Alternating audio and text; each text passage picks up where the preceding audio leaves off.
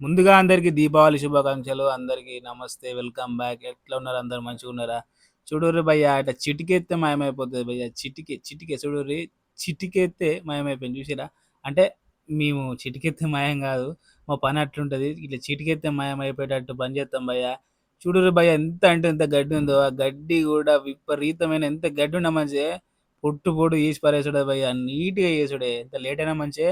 నీట్‌గా చేస్తే మనకు సాటిస్ఫాక్షన్‌గా ఉంటది. అండ్ చూసే వాళ్ళకి గూడా చాలా బాగుంటది. గడ్డి ఎందుకు సాపేస్తామో మీకు తెలుసు భయ్యా. గడ్డి సాపేయంది మనం డ్రైనేజీలు తీయరాదు. తీస్తే మీద పడతది కాబట్టి, గడ్డి తీసిన దగ్గర డ్రైనేజీలు మంచిగా తీయత్తది. చూడుర్రి ఇగో ఇట్లా చెట్లు పెంచుకుంటే ఇబ్బందయితది భయ్యా. దోమలు మీకే తయారైతాయి. మాదేం లేదు భయ్యా. తీత్తం పారేత్తం. కానీ ఏందిరా అంటే చెట్లు ఉంటే కొంచెం మీకే మంచిగుంటది.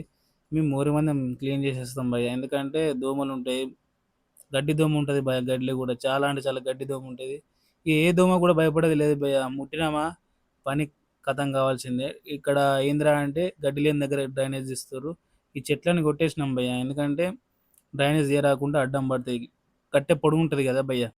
పందికొక్కులు గూడా చిన్నగా కొంచెమంత తోడితే భయ్యా ఎక్కడనో లోపలికి మొత్తం అంగీలేసేసరికి అలిస్ట్ అయిపోతాం భయ్యా. బాగా ఇబ్బందయితది ఆ మట్టి తీయాలంటే.